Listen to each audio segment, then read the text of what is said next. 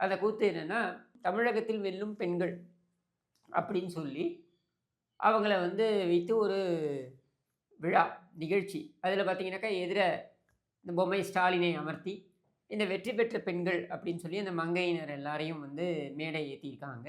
அதில பார்த்தீங்கன்னாக்கா, தமிழகத்துடைய ஐஏஎஸ், ஐபிஎஸ் அதிகாரிகள், அது தவிர முக்கியமான பதவியில் இருக்கக்கூடிய பெண்கள், சாதனையாளர்கள் இப்படின்னு இவங்க எல்லாரையும் வந்து மேடை ஏற்றி, திமுகவுடைய திராவிட மாடல் அரசால் தான் இது சாத்தியமாயிற்று அப்படின்னு சொல்லி ஒரு நாடகம். அதாவது இதுக்கு முன்னாடி எத்தனையோ ஆட்சிகள் வந்திருக்கின்றன, போயிருக்கின்றன. இந்த ஆட்சிகள் எல்லாம் பார்த்தீங்கன்னாக்க, இவைகள் ஒவ்வொரு ஆட்சியிலும் சாதனை பெண்கள் இருந்திருக்கிறார்கள்.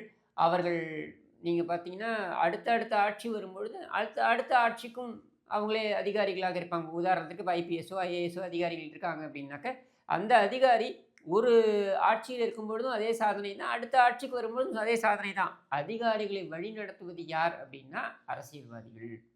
எப்படி அரசியல்வாதிகள் வழிநடத்துவார்கள் என்றால், அவர்கள் மக்கள் பிரதிநிதிகளாக வந்து அமரும் பொழுது, அவர்கள் வழிநடத்துவார்கள். இதுதான் ஜனநாயகத்துடைய தாத்பரியம்.